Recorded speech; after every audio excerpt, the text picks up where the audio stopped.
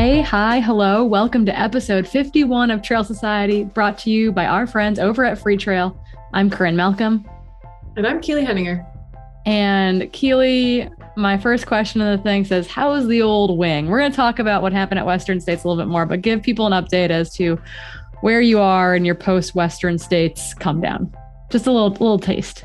Yeah, a little taste. I am currently wearing a sling still around to most places. I took it off because I just got home and my elbow was starting to tweak out. So it's just, my arm's just sitting next to me now. But You've gone to the doctor. I've gone to the doctor. I've got an x-ray. There's a lot of damage in there, but they can't decide what's from this most recent dislocation versus when I was 16 and dislocated to playing basketball. So kind of like trying to finagle all my old medical records and also getting an MRI in like a week to see like what kind of tendons are torn, because the tendons shouldn't have been torn going into this. The bone probably still would have some deformities from past stuff, but the tendons should be good because that's what they repaired the last time. So that'll give a better picture. And for now, yeah, like a week or two for sure in the sling. I think my doc said 2 to 3 weeks. And then, you know, if I need surgery, that's a different way. If I don't need surgery, that's a different way. So kind of we'll come to a fork in the road at some point to see what I have to do. So yeah, trying not to think about it. Thankfully, it's your non-dominant arm, right? That's true. Yes. Otherwise, I mean, JT is getting better, I think, at putting ponytails and braids in, I'm sure, though, at this point. Sort of, but I had him do one the other day and he only went around twice. And so it fell out within like maybe 3 minutes. Well, he'll be trained soon enough. I feel like I got lucky that it was Steven who had the shoulder surgery in our relationship because he's very low maintenance versus like, oh my gosh, dealing with my hair would have been a disaster. Totally. Yeah. I'm very grateful it's my dominant hand, but it's kind of crazy. Like so many things you use your hand or your arm for that you're like, oh man, I can't even do that. Like we're going on his boat this weekend, like a little raft. And I'm like, well, I can't help paddle. So you're like, I'll be paddling in a circle if you let me paddle. So I'm just gonna enjoy myself. Yeah, I'll just sunbathe for 3 days. So great. You know, there are worse things in life. There are. It's a good recovery weekend. Yeah, and we'll dive into kind of the full Western States story in a little bit, but I'm glad to see that you're mostly in pretty good spirits. Yeah. It's like hard to be upset when the whole experience around Western States and like the whole community and just all of the memories with it, like even just leading up to it, they were so great. So it'd be hard to like be super bummed. I don't know. Like, obviously I'm super bummed, but it would be hard to make that be like all consuming. Yeah. Well, I think that also speaks to like maturity and like where even like a difference between this year and last year and this year and years previous. But we'll dive into that a little bit more. But I was proud to see you at the awards ceremony, like with a good face on, like ready to like see people, because I know that is historically not an easy thing to do. Mm-hmm. Yeah. I couldn't go last year. I would cry whenever I saw anybody. You know, 2 steps forward, 1 step back. We got another, what, like 25 miles in the bank this time around, almost 30 miles in the bank this time around. So it'll third time's the charm. Before we dive into Keely's Western States story from start to finish, we have to give a shout out to AG1. They've made this thing possible from the get-go. They've been our longtime sponsor, and we are so, so grateful to have them as part of our Trail Society team. I traveled to California with my travel packs when I was not sleeping and was surviving largely on gummy candy for several days. Athletic Greens was there to support me with AG1. Again, if you want to try out AG1, you're going to go over to athleticgreens.com/Trail Society. And by doing so, you support the podcast. With your first purchase, you're going to get 5 free travel packs and a year supply of immune supporting vitamin D. Can't recommend it enough. So again, that's www.athleticgreens.com/Trail Society. Before we dive into Western States results, because obviously we're going to talk about Western States, we have to like just talk about a few other things that happened in the past weekend, because it turns out that Western States was like obviously the most important one. Just kidding. But also like there's other things that happened. And I wanted to like first give a shout out to Marathon du Mont Blanc, because that was like really, really cool. We had friends over there racing. We had seen the Hemmings at Broken Arrow before they took off for it. I don't think Zagama was on Eurosport. I think Marathon du Mont Blanc was the first Golden Trail series on Eurosport. Maybe it kicked off with Zagama.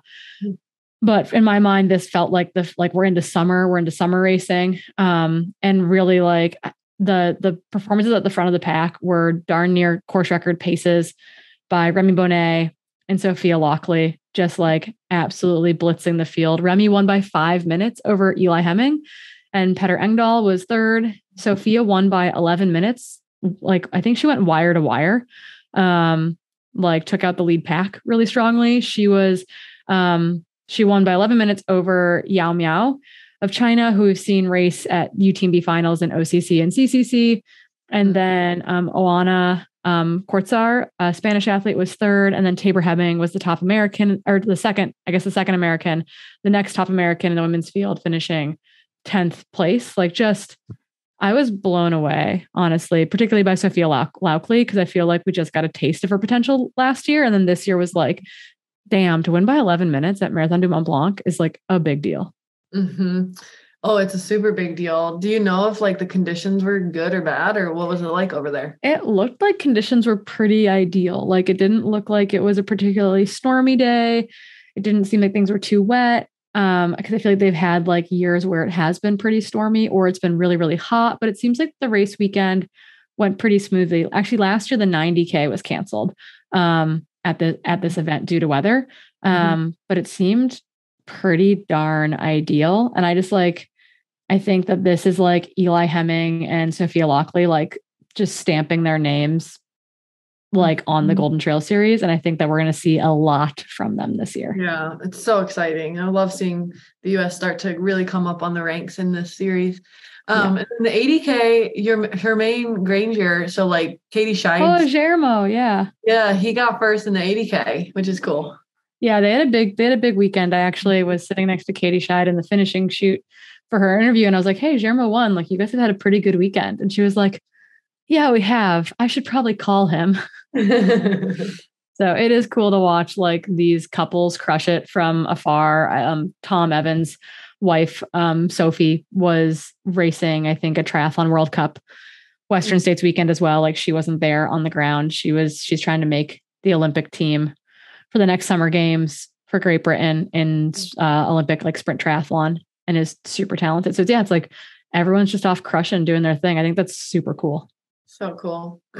Lavaredo was that this weekend too. And I think the talent got pretty spread out. It actually looks like the Andorra race, that's 105K that we'll talk about. They seemed, in my mind, to pull the stronger field a little bit, but I just wanted to give a shout out to the men's and women's winners at Lavaredo. Fiona Port won by over an hour, but she was still, Carolyn Chavreau has the record there. So it's like, that might stand for forever, but she finished, that's like 14:02, 14:03. And Fiona ran a 14:57, but she won by a lot. And then Jonas Russi won the men's race in 12:13. He was a bit closer to the record. He's only about 20 minutes off of it. And he also won by a sizable margin as well. So just like, it was interesting to see kind of like they were the standout favorites. Kelly Wolf was over there and dropped from the race, I think, citing injury, but haven't heard any more from that. She's won it. You've actually raced Lavaredo before.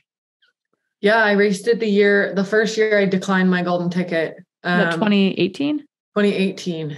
Yeah. I was like, oh, this will be shorter than Western States. And you and Claire and Kelly all raced that year, right? Exactly. Yeah. And Claire and I and Kelly ran together for the first about 60K. And then Kelly took off through this like gnarly climb up a riverbed. Like, I don't even know how you're running it fast. It's just all rock bed. And then I kind of blew up. Claire kind of blew up. I ended up getting 5th. Claire was like top 10, and it was a suffer fest for everyone. And Kelly had a great day, but it was really fun. It was a good reminder that when your Italian friend who lives in Italy tells you that a course is buffed out trails, and you're thinking about the trails of the United States, don't listen to them. It is not a buffed out trail. Like, to me, it was very technical. But to him, it's everyday trail. So yeah, definitely a different race than what I thought I was signing up for, but it was still like a really beautiful experience. And like, those trails are amazing. Yeah. I remember racing. I was racing Western States that year. I'd gotten in through the lottery, through the wait list. And actually your Lake Sonoma golden ticket roll down is why I think like it eventually rolled out of the top 5 and went to the wait list. And I happened to be the top of the wait list. So Amy Leadham texted me and was like, hey, you're getting into Western States today. And I was like, oh, sick. And it was because the Lake Sonoma ticket rolled to the wait list, which I think is ironic that it rolled to a person who like could have been in a golden ticket hunt at a race. If I had chosen to do so. I ran Canyons that year before it was a golden ticket race and had won that, but yeah, was not at a golden ticket race otherwise. But yeah, Lavaredo, super, super cool. But I remember like us following the results ahead of Western States starting and like hearing about you guys running together and like hearing about Kelly taking off. And just like, I remember us all being really excited, like in the women's pack, getting ready to start the race because we had these 3 American crushers over in Italy throwing down at Lavaredo. It was very cool. So fun. Yeah, it's like one of those races that I want to go back to, but I also don't. That's fair. I think that's fair. You don't have to want to go back. The other big race that happened this weekend, it's the 2nd annual edition of it. So technically last year's course records were the only course records in existence. And Andorra has had they've had hard 100-mile races. This is the Trail 100 Andorra by UTMB. It's 105 kilometers with like 22,000, just over 22,000 feet of climbing. So it qualifies actually for UTMB over CCC because it's really verty. And so it's a little bit of a slower course. This race felt like it was a much more hotly contested race. Although on the women's side, Esther Fellhofer won by 90 minutes, which is huge. But like the women behind her are like nothing to scoff at. So she set a new course record. And then Yuan Wu was 2nd, and Adiko Wermescher, who's Hungarian, was 3rd, and Adiko will run her way into the top 5 or top 10 at a UTMB like finale race every single time. Like she's a closer, she just gets faster, she doesn't slow down. So Adiko scares me if she's chasing you in the back third of a UTMB 170K race. So she was 3rd. On the men's side, this to me was really interesting. All 3 men went under Zach Miller's time from last year. So all the top 3 men all broke the existing course record. Wow. And that was kind of Zach Miller's, I feel like, return to running post ankle stuff last year. But on the top of the podium was this guy named Ben Demon. In my head, it's Demon, which sounds like a really fun last name, but it's spelled Dhiman. He actually tied with Jean-Philippe Schumi, who's a Swiss runner. They tied for first. Ben has had a great season. He like won Peñigosa earlier this year. He was, I think he was 3rd at Grand Raid last year. Like he lives in Spain. I don't think anyone's ever heard of him. But he's apparently a very talented mountain runner who just happens to be based in Spain.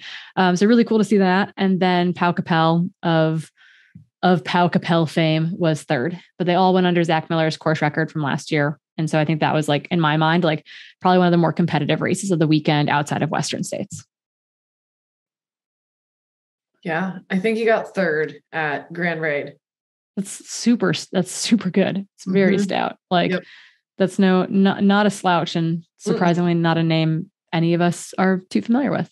Yeah. He's been in the sport for like, since 2014, he's been running 50K to 100 miler. So he's just slowly chipping away at getting better and better, which is always so fun to see. Yeah. He'll be one of those people that like flies under the radar at something, but hopefully this means he's running UTMB in August, September. So we'll keep our eyes on Ben as that approaches. We're going to dive into some news, some quick news, some good, some bad, before we do Keely's phenomenal interview. I just pulled some quick things. The first of which I'm really excited about, is next month's FIFA Women's World Cup. It's set to become the most attended standalone women's sport event in history. And the organizers have recently confirmed that more than 1 million tickets have been sold. The Women's World Cup, I think, is like one of the best sporting events every time it happens. So really excited for that to get underway. And I think they're going to have record attendance at most games. That's amazing. I'm going to tune in. Yeah. In your sling. Just mark your calendars, Keely. We'll find you on the couch. I don't have anything else to do. You're going to write secondary essays for medical school and watch the Women's World Cup. Yeah. And you can still throw a chuck it with your one arm. So I think that's good. That's true. And I can still go for walks with Jade. Yeah. That's all that matters. Right in the world. Chuck it and Jade walks and being able to hold coffee. We'll get you if you have to have surgery, we'll get you one of those little coffee cup holders for your sling. Ooh, perfect. Yeah. Otherwise, I don't know what I'm going to do. I can't hold it in one hand. I did that this morning and it gets kind of hot. You want to switch hands. I know. You're right. Your right arm's just going to be jacked is what's going to happen. Other news, we'll do one more happy thing. We're not going to do it. We won't do a happy, sad sandwich for you all. We'll do one more happy thing. And that's that Aravaipa announced that they're going to pay for those who get golden tickets for Western states at Javelina and Black Canyon. Aravaipa is going to pay the registration fee for those athletes, which I think is phenomenal. Many of us, our sponsors will pay for those fees for us or reimburse us for them.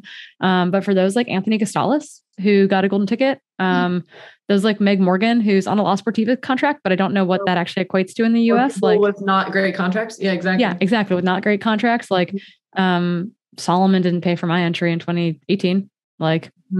So I think it's like really cool that Aravaipa is stepping up to just remove that as a barrier for those who might have turned down the ticket because just trying to get to Western states feels too expensive. Yeah. I mean, it's a $500 entry fee. It's so expensive. Yeah. Yeah. To be fair, the silver belt buckle that you get when you finish under 24 hours I think it costs $430. So it's not a money-making scheme. It's a trying to put on a world-class event and 100%, make it happen. Buy however many pounds of ice for all you crazy runners. The other thing that we wanted to talk about briefly was this came out, I think probably 2 weeks ago or so.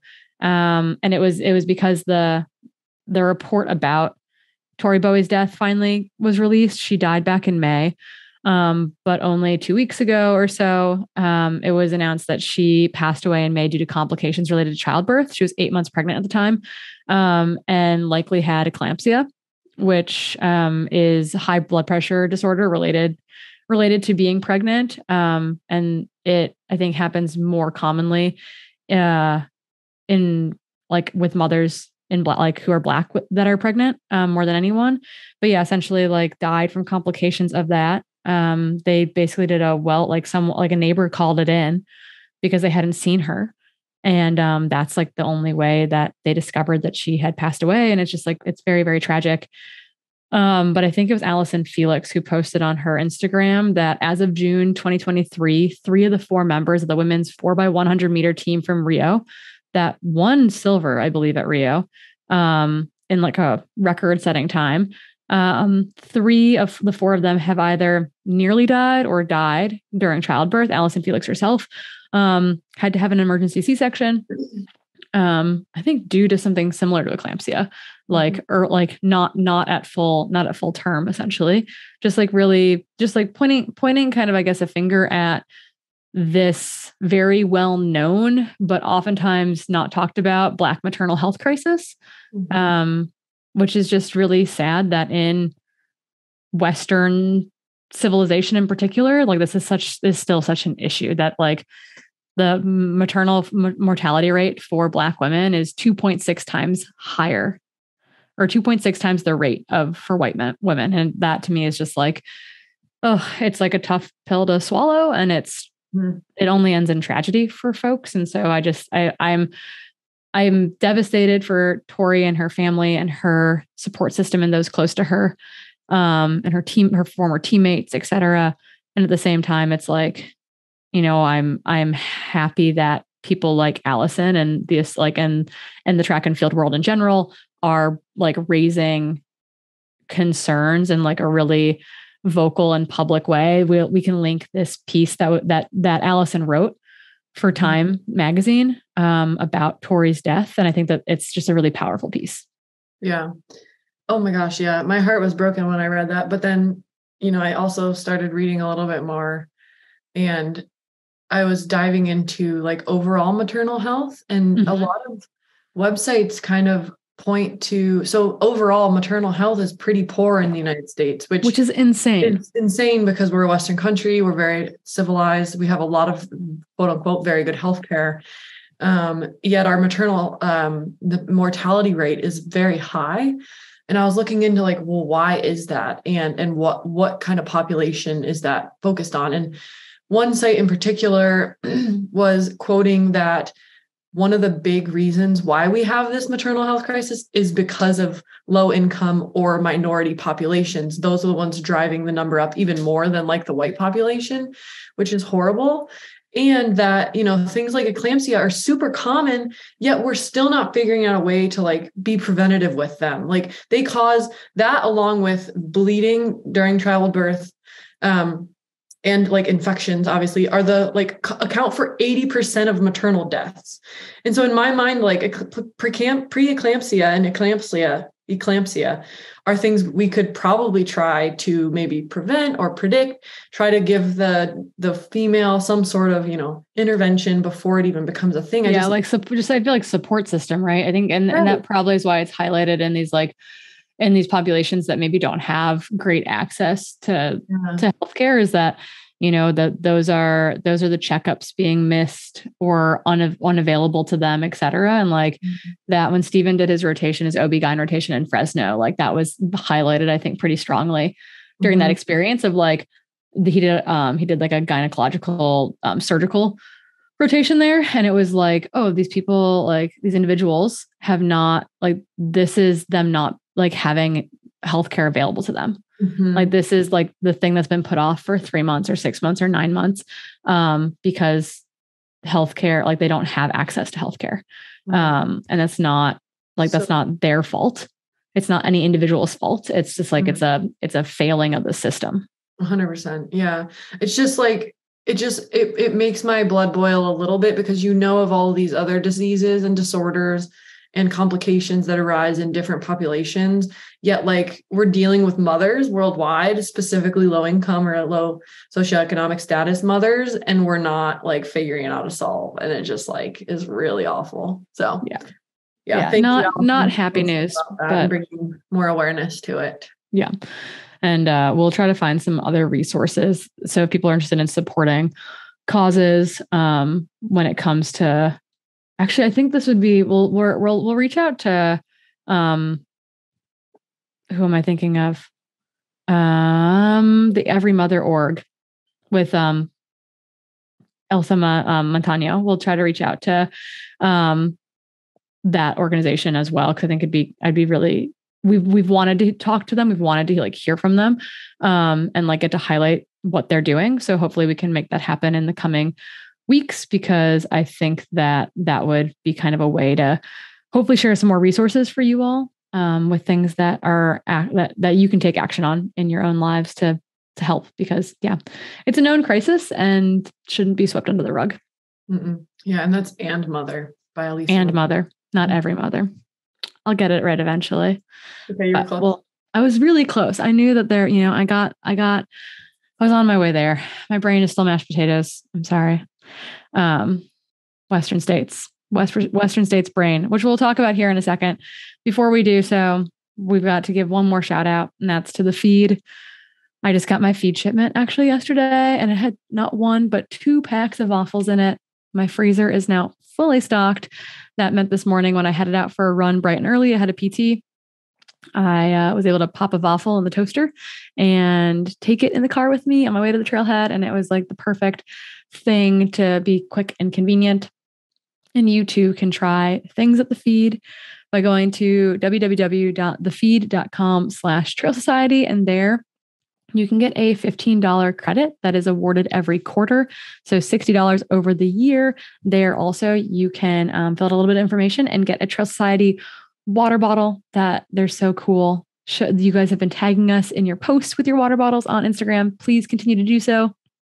Keely, now that you're in a hit pause mode a little bit, is your feed shipment shifting? More coffee, less snacks? What's happening there? Great question. I think I'm going to really have to think through my next shipment, because I don't know if I'll need high energy providing substances for the next couple of weeks. So maybe I'll be looking a lot more into the recovery section, the breakfast section.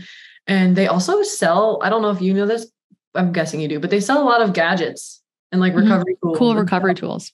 Yeah, I might just browse. I like it. I love it. I think that sounds perfect. So again, you can go over to www.thefeed.com/Trail Society and try out our favorite sports nutrition, recovery, product, etc. marketplace that exists. So we're going to dive into a little thing we call the meat and potato section. And today's meat and potatoes special guest is our own Keely Henninger. And that is because she towed the line just last week at Western States, the Western States Endurance Run. It was a crazy weekend. As I said, my brain is still largely made of mashed potatoes, although we are working towards a more solid substance for brain matter. And Keely, I think I would love to start by talking about like your prep a little bit more. We've like talked about it a little bit here and there over the past couple months, but you chose to spend the final 6 weeks building to Western States in Tahoe, which we knew was a bold decision initially because there was a lot of snow on the ground. But I think it ultimately was a great decision for you. So just tell us a little bit about like how you feel about that decision now in hindsight. Would you do it again? Like, how did that play into your like race mindset as race day approached? Mm-hmm. Yeah, I initially decided to stay in Tahoe for those 6 weeks because I thought Tahoe would be similar to last year, where the snow was melted. You could run a lot of trails from your door. You could mountain bike. You could do all these things. As that became clear that was not going to be the case, I was really on the fence at first if I was going to actually stay for the whole time or not. But then once I was out there, I decided to stay for 2 reasons. One being that I could go to the course really easily and go train on the course, a couple times a week.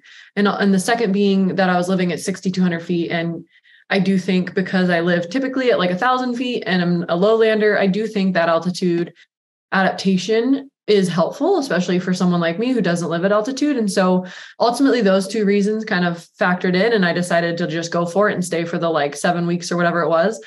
And I think it was a great idea. I loved living there. Tahoe is so quaint. It definitely now is way higher on my list of places I would like to live.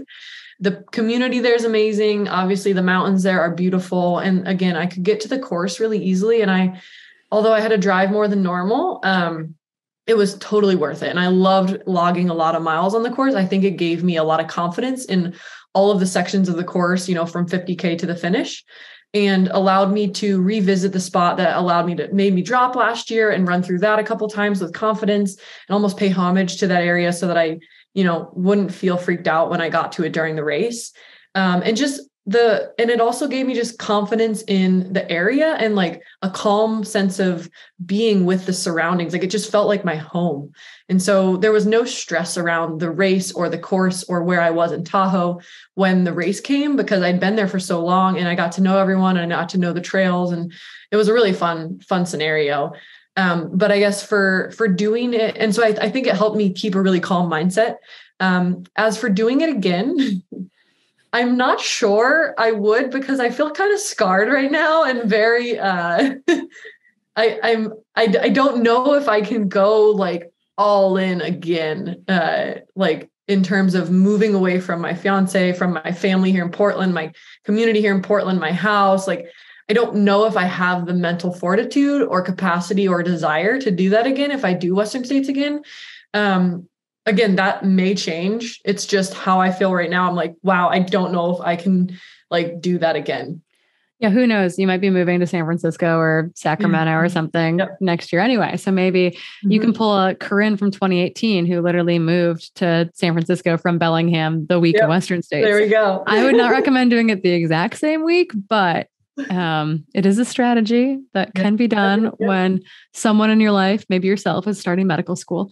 But I'm glad to hear that it's not that being in Tahoe for 6 weeks is not or rather being in Tahoe for 6 weeks is the like, maybe not again versus the Western States, maybe not again scenario. So happy to tease that, to hear that a little bit. I got to actually see you race week. I was really excited to be there for Broken Arrow. I got to crash at your Airbnb where there were like more dogs than people. I'm pretty sure it was delightful. And you were just like this calm, cool cucumber of a human. And maybe that was just the exterior. But I'm just like wondering, as more people started to roll into town, like into Tahoe, into like Olympic Valley, including your crew, but also other athletes, like how did that feel as like you were really building race week? Yeah, I felt probably the most calm that I've ever felt for a race in my whole running career. And so, yeah, I think it was obviously exterior, but it definitely was interior as well. And I attribute that to living there. And I also attribute that to my training. And I just felt really confident in my training, and the run felt like the really fun part. And so none of the stuff race week, especially around myself, my crew, and my house, made me feel stressed at all. As more people started rolling into town, and maybe I would go into Olympic Valley for an interview or something, that's where I would have to just really protect my headspace and like only stay downtown for that short amount of time and make sure to head out and just not get caught up in all of the questions of the monotonous questions of people wanting to know how you're feeling for states. And your answer is, I feel great.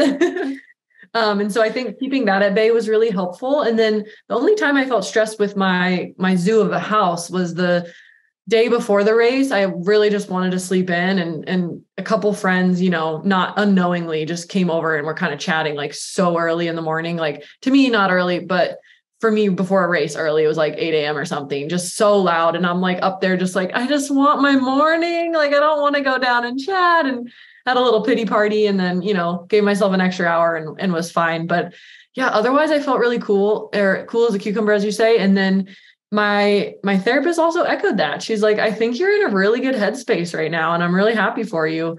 And yeah, for the first time since, talking with her, I agreed. So yeah, I felt pretty calm. Good. That's amazing. I love that you were like, yeah, I was calm. Like I came in prepared for it, and like protected your own space and set boundaries. And I think that was really awesome. I know I was like, oh, Keely's, it's okay if I crash for a night. Like, oh, like she must be feeling like really, really calm, really ready to go. It was awesome. And your crew was phenomenal. This is kind of an aside, not really a question, but Topher apologized to me like a dozen times. Cause I was standing in the back of the athlete presentation, so I really couldn't hear what was going on. But it sounds like he read through the list, like was like calling people up, like in the women's elite field, and then like got to the end of it and like hadn't called you up, and people were like, hey, excuse me, man, like you missed one. And he was like just devastated after the fact. And he's like, I tried to like be like, no, I did not miss one. Saving the best for last. But I have to imagine that had to be like a little bit of like a wait, what hiccup? Yeah. Like, it was definitely funny. I mean, the other girls got more offended than me. So I didn't say anything. Everyone else was like, what about Keely? Bring her up. It's funny. Courtney did that for me at Madeira, not this year, but last year, being like, excuse me, you forgot about Corrine. And it was very sweet. It makes you feel very loved and cared for. Yeah. But I want you to know you were on his list. I just think Topher was very, very stressed about trying to pronounce like Esther's name right. Yeah, and like, I didn't care. I knew I was on the list. He called me up to come up in the first place. And then he was like, oops. And then he forgot to just give my little mini bio. So it's fine. I wasn't upset about it. I was like, this might be a good omen. And then, I channeled that good omen and just ended up not being a good omen. I love what people don't know too, is that on a shakeout run that I was on with you, we saw a hawk and we're like, oh, like it's a great omen. It's Keely's the bird of prey. She's going to be hunting people down. And I know that you were ready to hunt people down. And I was getting ready to say it on the live broadcast. And then instead we were like, where is she? What has happened? Disaster. Again, we'll talk about it more in just a bit. First, I want to start with the gun going off and being in that start shoot and heading up the escarpment with all these guys and gals into the high country that we weren't sure there was some unknown, like how snowy was it going to be? How hard were course markings going to be to follow? When was there going to be good running underfoot? So walk us through a little bit your experience with that kind of high country section of the course, like all the way to Robinson Flat. Oh yeah. I mean, first of all, we hit snow before the top of the escarpment, obviously. And that made for a little bit of a slippery go up to the very top, because at the top, I would say it was the most crowded I've ever seen it. It felt like we were in a European race. Like there were so many people up there banging cowbells, screaming, like you were running through a tunnel of people, but you were running running on snow. That was a little slippery at that point. And so, you were kind of like all over the place going through this tunnel. But it was amazing. And the sunset up there, or the sunrise up there, was amazing. All the snow up there, like made it even more magical. And then, as you came off the top, it was almost a little bit of a deceptive play by the snow. There was no snow the first mile. And so you got like a little bit of a switchback down. It might not have been a full mile, but it was long enough to feel like confidence boosting. Yes. And you're like, okay, cool, I can do this. And then it's like, nope. And I thought that I had mentally prepared for the snow, but I would say that there was no amount of mental preparation I could have done for how much snow there actually was. It wasn't like, you're running through tiny little snowbanks. Like you're running through just still areas that the snow was probably still 7 feet tall. Yeah. And so like, it was just chaos. And I slid a lot. I fell a lot, like not fell, but like, you kind of like take a step and then whoop, your foot's gone because like it's the side of a snowbank. And so for a while I was stuck in this hard place because it was unrelenting. It just kept going. You'd get like maybe a quarter mile of dirt sometimes, and then it would just be right back into the snow. And I was stuck in a hard place because I was running with a group. I was running with Taylor Nolan and Emily Hoggett and a couple guys, and Heather Jackson was with us sometimes, and with ebb and flow. But I realized they were running a little fast for me. So I would try to like back off, but then I would immediately get lost like multiple times to the point where I was like, well, this isn't worth it either. And so I was really like trying to decide, like, do I push it a little harder and run with them, or do I, run by myself and get lost? And so I ultimately decided to run with them. And hindsight's 2020, but like now I'm like, oh, I should have waited and just got the like slower group and ran with them, because I didn't need to expend the little extra energy running through the snow, because I'm not the greatest snow runner. And I knew that going in. Yeah.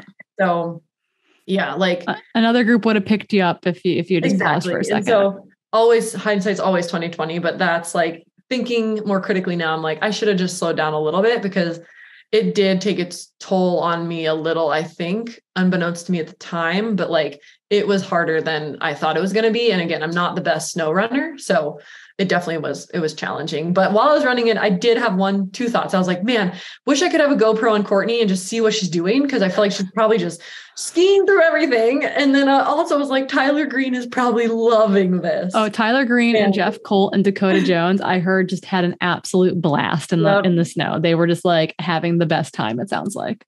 So I'm glad for them. I feel like 70% fun, 20% like not fun, maybe type 2 fun, and then 10% just like a little bit of chaos. Yeah, I think that's a good mix for that. I think there were people who, like, if you're going to beat yourself up in that section, it's going to be really, really extra tiring, versus like if you are like, hey, this is hard for everyone, it's going to be hard for me, and like can just focus on like steady forward progress, even if that means falling over a bunch type of thing. Like that seemed to be the case for many people. But I do know like Jeff Colt was like 15 minutes faster to Robinson Flat than last year.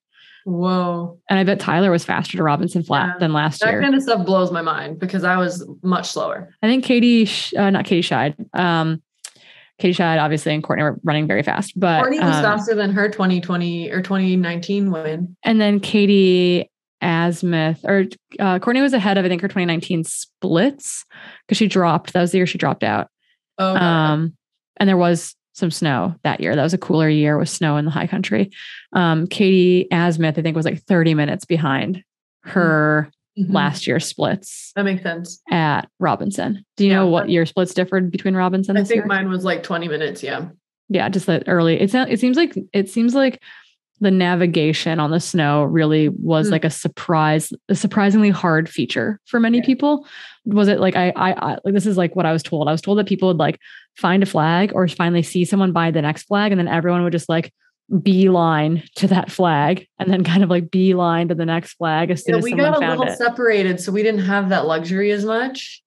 But we would start like yelling out like, no, it's left. And then, all turn around and go up left. Because a lot of the ones that were the most tricky were either the switchbacks, because the switchbacks were still cut like switchbacks, but it was all snow. So you're like running around trees.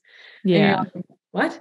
And then I would say the second part being sometimes the line from your vantage would look like it would go one way, like what the trail line would look like.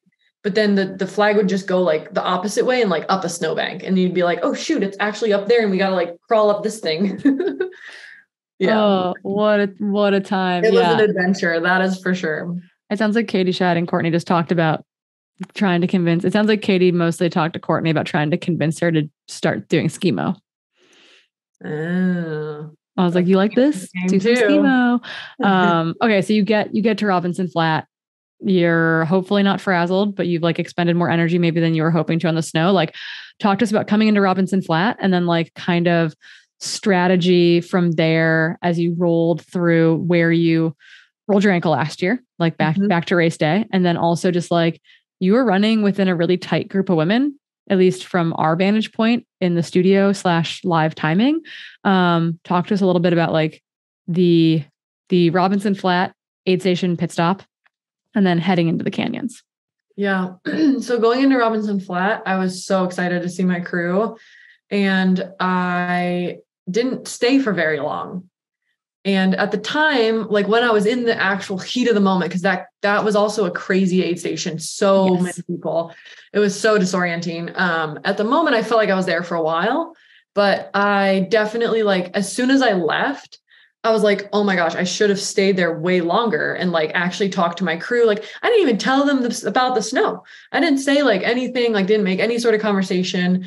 And so I think like immediately I slowed down a little bit because I was like, oh, I think I'm a little bit frazzled. So I need to chill because I should have stayed there a little longer. I hadn't given JT a kiss when I left, which I feel like is a red flag. And so I was like, okay, time to slow down a little bit. And then literally trying to go around this car that's there, like stuck in the mud. The guy almost opens his door. So I go to stop and I like slip and fall into the truck right outside of Robinson Flat. I'm like, what is going on? You're like, I swear, I'm a professional athlete. I'm very coordinated. Yeah. I'm like, oh my God. But then, from that point till when I actually dropped at 80, I didn't fall again. I was crushing it. Love it. But so yeah, from Robinson to Michigan Bluff, I definitely like started backing off a little bit, but was still staying pretty steady. And it was so fun. I got to run the whole time basically with Taylor and Emily. So we were running like 3, 4, 5 with Ida bopping in and out basically the whole time. We all were just staying pretty much together. It was really nice to have that group, just to kind of keep you in check. I think it's hard to run with a group for that long because we all have different strengths. And I think that I love climbing, and I know I take descents, especially those in the canyons, a little bit slower because I'm a little timid now. And so I think like sometimes that makes you run a little bit of a different race than you'd want, but overall, like still was really fun running with them. We were all like kind of even telling like, oh, did you eat your 3-hour mark? Did you eat your 8-hour mark? Like we were still like kind of shouting stuff out like that too. And so then, at Michigan Bluff, we were kind of coming up the second canyon. We kind of spread out a little bit, and Katie Asmuth had caught us, same with Esther. And so we were all like 3 through 8 were within 12 seconds of one another. Like we basically were one unit. It was so cool. And it was like such a crazy environment going into Michigan Bluff, where I saw like my crew B, so not my first crew, but my second crew, and, stopped there and was like, I think I want to cool down a little bit. I had started feeling like just a little bit hot. And so spent a little bit extra time there, cooled off a lot more, grabbed some extra electrolytes and some fluid. And then, kind of took off knowing I'd see someone at Bath Road. And was still feeling pretty good. Like energy was good, was really trying to just continue to not run someone else's race because it's so caught up in it, even though it's still early, but you're like, all these people are around, like, what do I do? And so trying to monitor that, I do think is really challenging. And I thought Black Canyons was a good test, but like 2 people versus 6 is different. So like in like in a the little big, more overwhelming in the big race too. I definitely remember coming through, I feel like the canyons into Michigan Bluff towards Forest Hill. Like I spent a lot of time with Casey Lichtag in those sections, a lot of time with like Camilla Mayfield, just kind of yo-yoing, right? Because like someone's running one thing better than the other. Someone's Caitlin Gerbin, I think, through that section too. It's like the little checks and balances there. And it's hard. I remember Coop being at Michigan Bluff and being like, you're exactly where you're supposed to be right now. Like you're running really smart. Like the race, like you don't need to push yet. Like you're doing like stay calm. And I'm like, okay, I'm calm. And it's just like, it's hard though, when you're in that moment and there's like, a bunch of people like, one's like for you 3 through 8 all together. It was really exciting for us broadcasting. It was exciting too. It was almost like a good lesson again in racing and just like, trying to stay so true to yourself. Yeah. You've gotten some good practice in. That's for sure. Even if things have not gone completely to plan.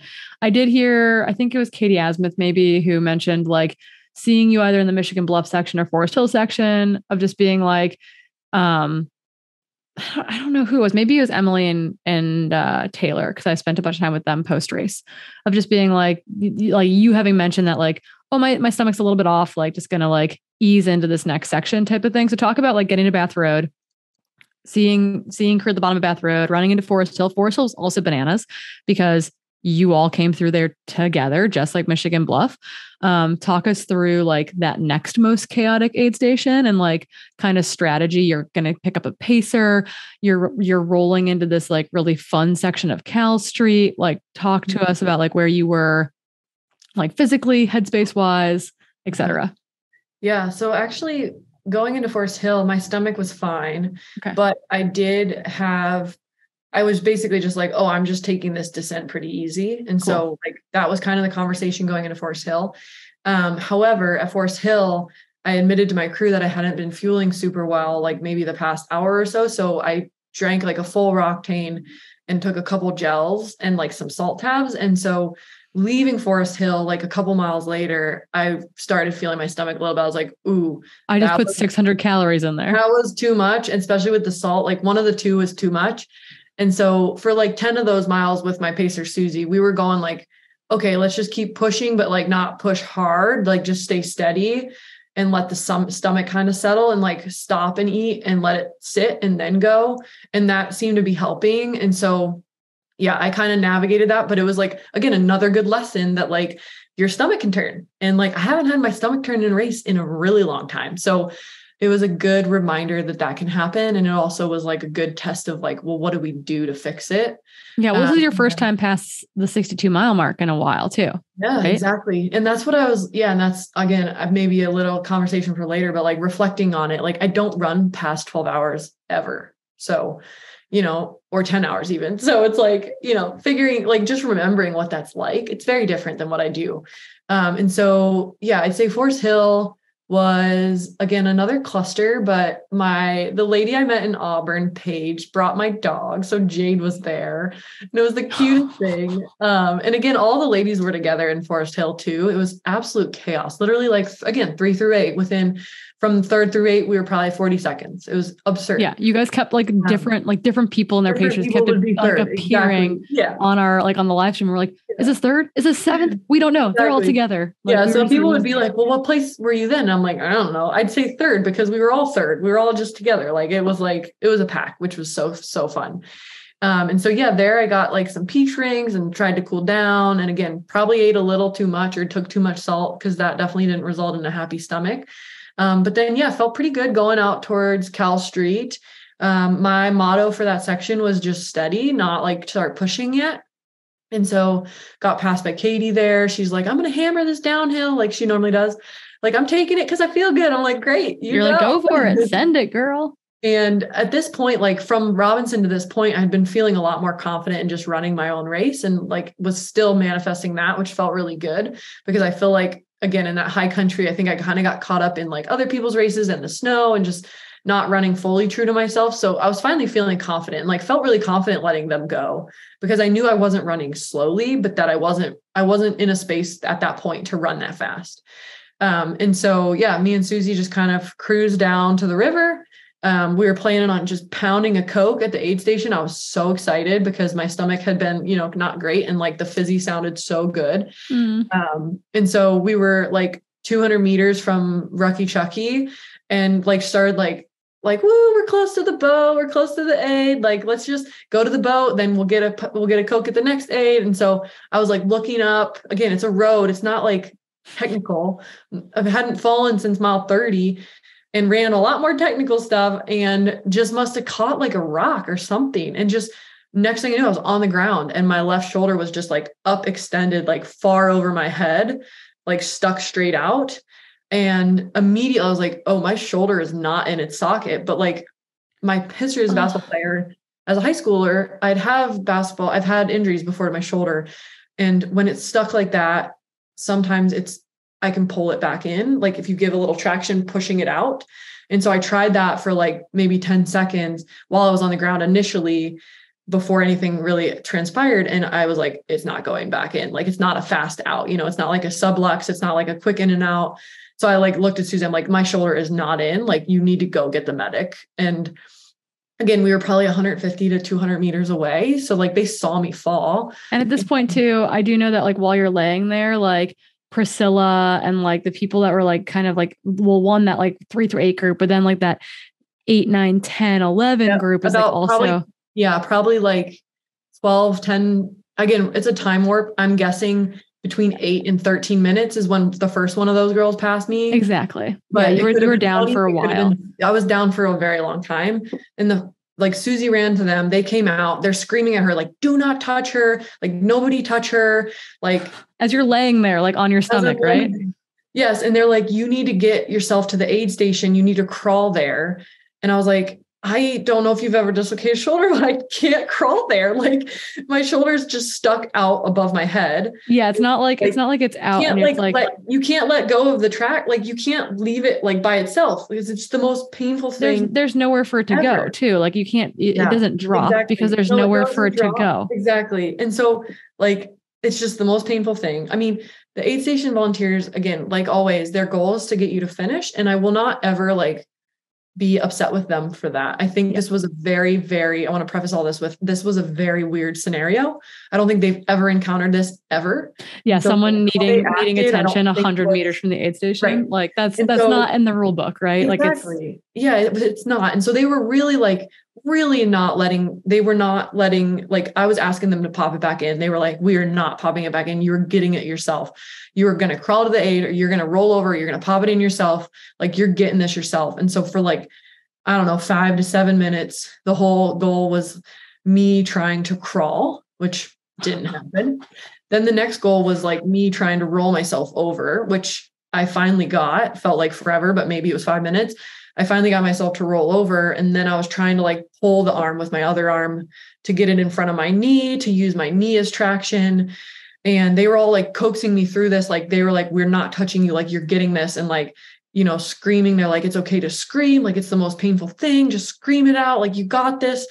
And all the while I'm just like, can you please put it in? Like, not going to be able to get it in. My whole like viscerally, like it hurts for sure. It was the most painful thing I've ever gone through because like, first of all, dislocating shoulder was already horrible, but like to be rolling around and like moving with it and like trying to pull it in yourself and you can't get it. And like, you also don't have much strength. Like, you just ran 80 miles. Like, how are you supposed to get it in? Yeah. Like, and you're so stressed with all this other stuff going on. So, I tried popping it back in for a little bit, tried to get my knee into my hand. I think I have too long of arms to use a knee as a traction. Yeah. Your proportions, you're a very long human. I don't think your knee as traction was going to work.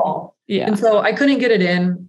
I don't think it would have mattered even if I used like my foot, because eventually when they finally subsided to my request of like, please just pop it in, like they were saying, okay, well, this means you have to DQ. I'm like, I don't care. I don't know what else I'm supposed to do. I cannot get my shoulder in. The shoulder has to go in the socket. It has to go in the socket or I'm going to lay here forever.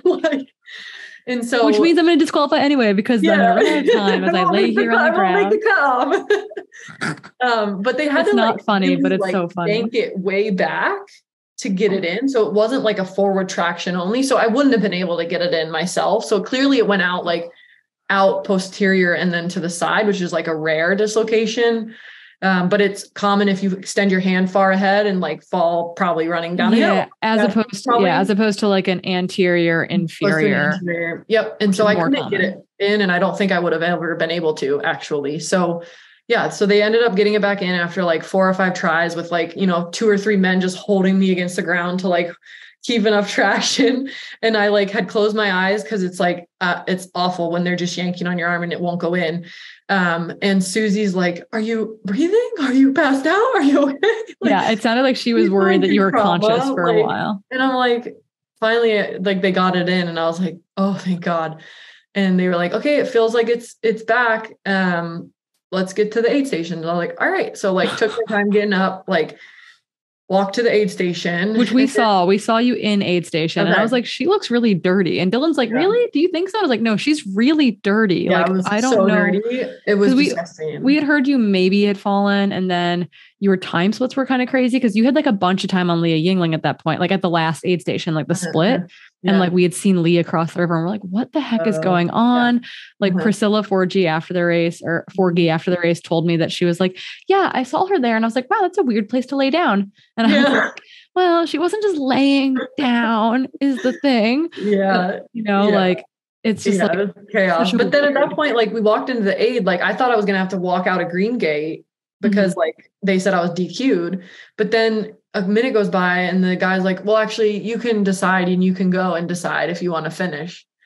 And at that point, I'm like, are you kidding me? Like there's a picture of me and Susie talking to the guy and both of our eyes are like dead stare. Like, we don't know what you're saying, but like, we're also kind of shell shocked and like, are you kidding me? Like you told me that I couldn't. I just rolled around for 30 minutes trying to get the shoulder back in because you said I'd be DQ'd and now I'm not DQ'd, but I still had to do that.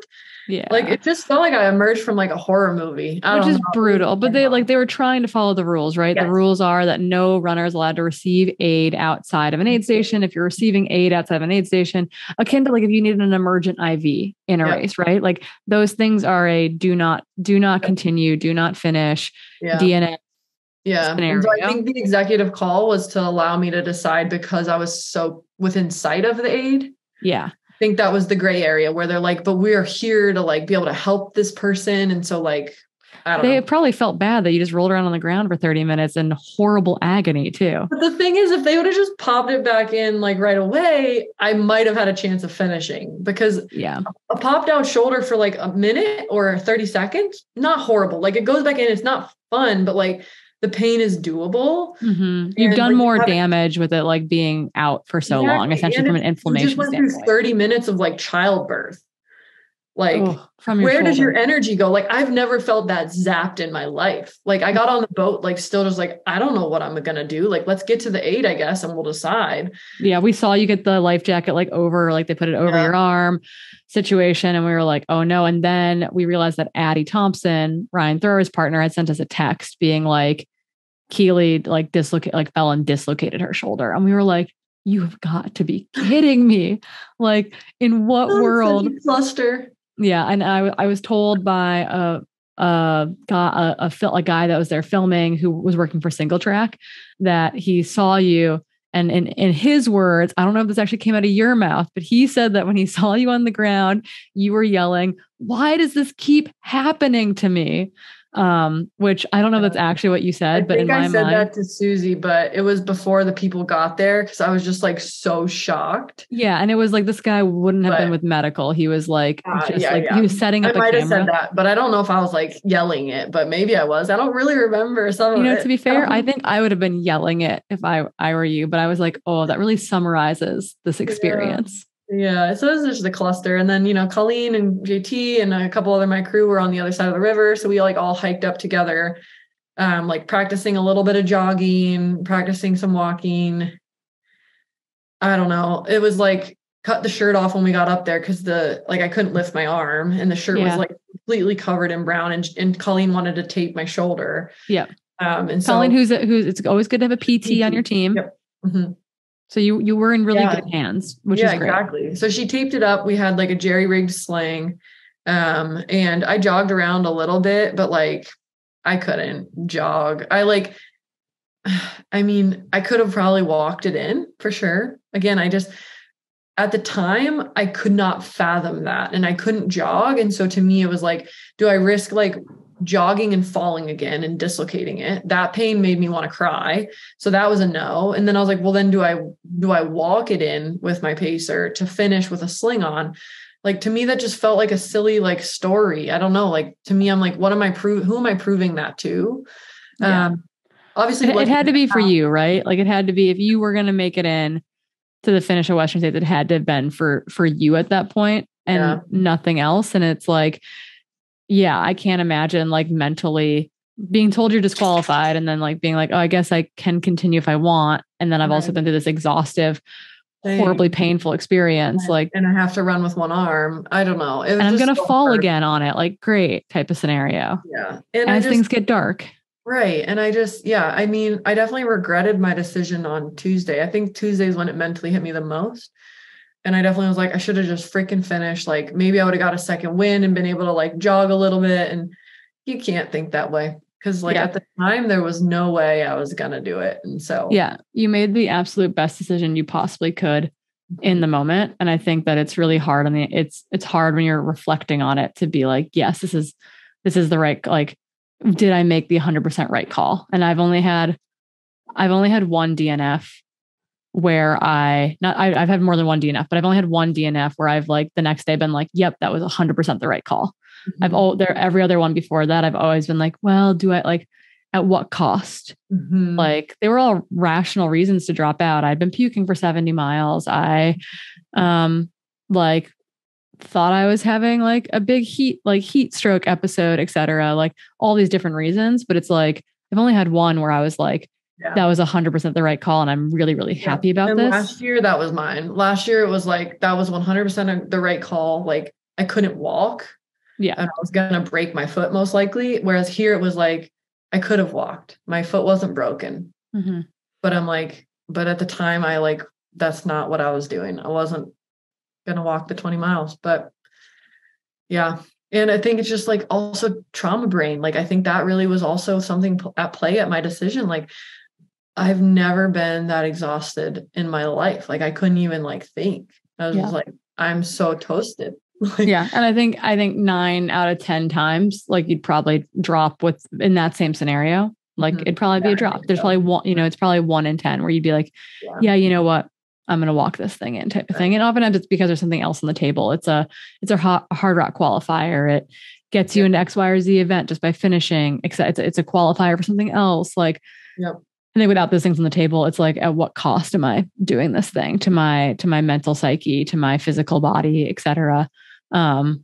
Like that's very hard. And I think it's really hard you've had 2 very different DNFs at Western States in the last 2 years, both due to injury, which I think are like, I don't think anyone's going to be like, Keely Henninger's not tough enough. She should have walked it in with a sling, right? Like I think anyone who has experienced a dislocated shoulder or been near anyone with a dislocated shoulder knows that like, that's a pretty horrific experience. But just like talk to us a little bit about like, maybe beyond the Tuesday reflection of like, oh man, like maybe I should have walked it in. Like, how are you feeling about this race, this DNF, this, like, I don't know, the position that you are now? Like you ran a really good 78 miles. Yeah, I think that's what I've been reminding myself is that I still ran 80 miles this year. Well, walked. I walked the last mile, 0.8. But I ran a solid race. I learned a lot and I was proud at where I was. I was getting to a point where I was getting ready to start running a little faster with Jeff. Like, who knows if I would have caught any of those strong girls, but I was going to try. And that in itself is really cool. You were in the fight still. You were very much in the conversation. Where I wanted to be at that point because I love those last 20 miles and I was so excited for those.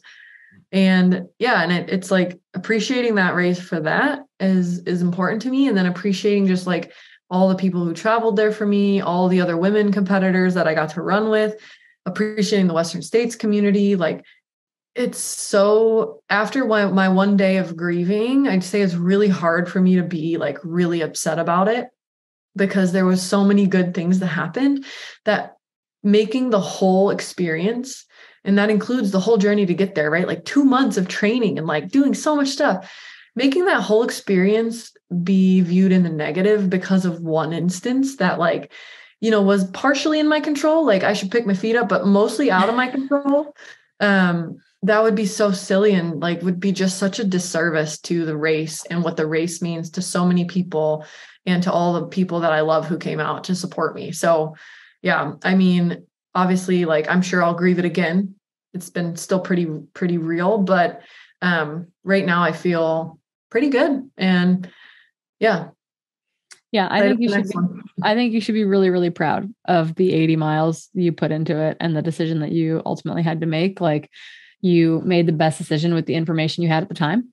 And I think that is a, like, you don't know what you don't know type of thing. So I think that, it's kind of chipping away at it. We keep joking that third time's the charm, but I'm hopeful, like, I guess speak to that a little bit. Like you've had 2 kind of like weird, but still very positive experiences at Western States. Like is a golden ticket for 2024, like something that you're like, can get excited for or want to get excited for, even though like you don't have to be excited about it like right now? I think so. I think I will be excited for that again. This is the first, I won't call this a 100 because I didn't run the whole 100, but this is the first 120K plus that I have finished, and like my desire to run is here. My energy is good. My legs feel fine. Like my stoke for running is still here. And so Great. I know that drive will be there. And I know that I don't know if I would be ever happy with myself if I didn't give it another go. I think that I'll be able to draw on last year really well. I think 2022 taught me a lot about myself in the sense that I can get to a point where I can race this race. And I think 2023 reminded me about 100 miles and that there's so much that goes on during a 100 miler. And it was really good to experience those highs and lows again, because, since Western States 2021, I haven't raced anything over 8-ish hours. So it's a good reminder that like there's ups and downs in a 100. You can do this. You can run 80 miles. You can do it. You can roll with the punches. You can slow down when you need to, speed up when you need to. And so all of those findings and knowledge gains, I think, make me excited about thinking about something else in the future to get me back there. But I have no clue what that looks like yet. And I'm sure like the stoke I have for it will just continue to grow. Awesome. I think that's a really good place to be in. And I know that we'll be like cheering you on through that entire next journey, whatever it might be. And I think that that is to be said too about like the upcoming MRI and like whatever we find out about your shoulder. Like, I think the nice thing is that you as a person over the last couple of years as well, be it forced upon you via various injuries or life experiences. But I just think that like you're in such a good place as like a well-rounded human being to like take this in stride, as opposed to feeling like this is, the end of the world, this absolutely devastating experience. And I think that is such a critical skill as a high performer. I agree. Yeah. Anything else you want to add about your Western States experience? I do. I think you'll echo this. I want to say thanks to all the listeners and fans who like came out and said like hello, or like took selfies with me randomly in the background, or came up to me and said they love the pod. Like you guys are why we do this. It's so special. So thank you so much for, making a point to say something. This can be our society slam. Like it was phenomenal. Between being there, Broken Arrow, through Western States, like so many of you came up or ran by, or, flitted by, or yelled across the courtyard, like that you love the podcast. And once again, like I think I told several of you that in person, in between like random, pre-race interview type of stuff or panels, that, like meeting the people that are listening is really, really cool, because then all of a sudden I can picture all these faces that are on the other end of, YouTube or an earbud somewhere in the world, in your car, on a run, in the kitchen, etc. And like that to me is so inspiring, and why we continue to put this thing out. Yeah. So don't ever feel bashful about coming up, saying hi, or sending us a DM. We love them.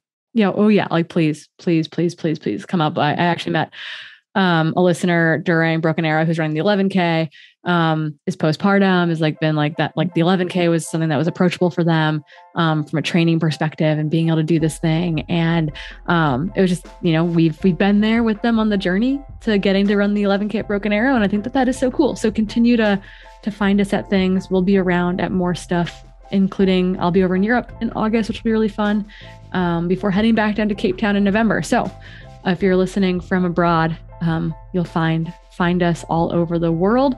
But I think on that note, we're gonna skedaddle on out of your ears for now. And until next time, we'll see you on the trail.